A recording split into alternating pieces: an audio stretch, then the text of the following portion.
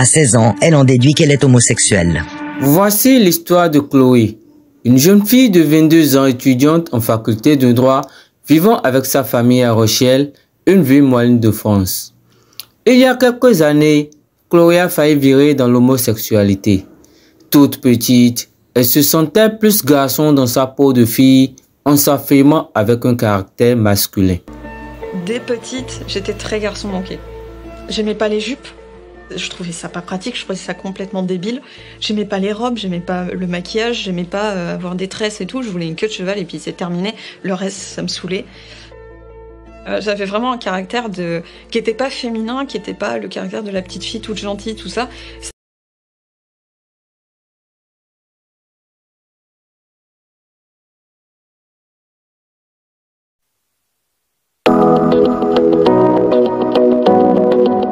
Elle a dû prendre la lourde décision d'annoncer à son entourage qu'elle était homosexuelle. Une nouvelle que sa famille n'a d'ailleurs pas digérée, ce qui l'a rendue plus solitaire et renfermée sur elle-même.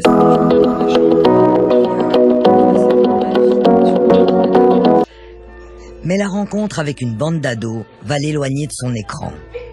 Et je me disais, mais enfin j'ai trouvé un groupe.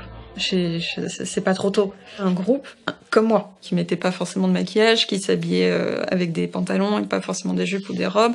J'apprends qu'elles sont un peu, il y en a certaines qui se disent non-binaires, il y en a qui se disent hommes au lieu de femmes, il y en a j'oublie les mots, mais qui sont vraiment, qui refusent de s'identifier en tant que femme ou en tant qu'hétérosexuel.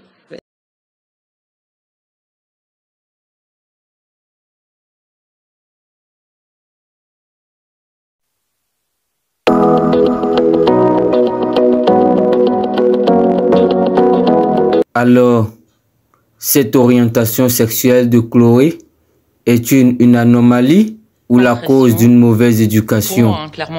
Isabelle, la mère de Chloé, se pose des tas de questions sur l'éducation de sa fille. J'avais vraiment le sentiment qu'en fait, elle me ressortait des discours qu'elle entendait, mais que c'était pas sa propre réflexion, et je me disais, et que c'était pas elle en fait. Vraiment, au fond de moi, je savais, j'avais le sentiment que c'était pas elle.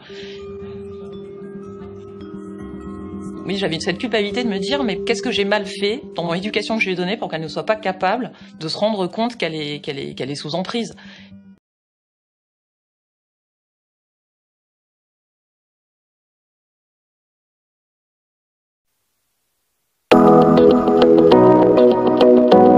Sans amis et souvent harcelée par son entourage, Chloé mène une vie solitaire jusqu'au jour où elle rencontre une bande d'adolescents homosexuels partageant la même idéologie qu'elle.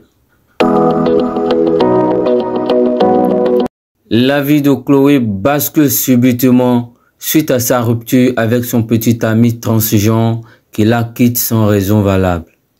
Ce choc lui fait prendre conscience de cette mauvaise manipulation d'idéologie transactiviste et de cette mauvaise influence des médias encourageant ces mauvaises orientations sexuelles.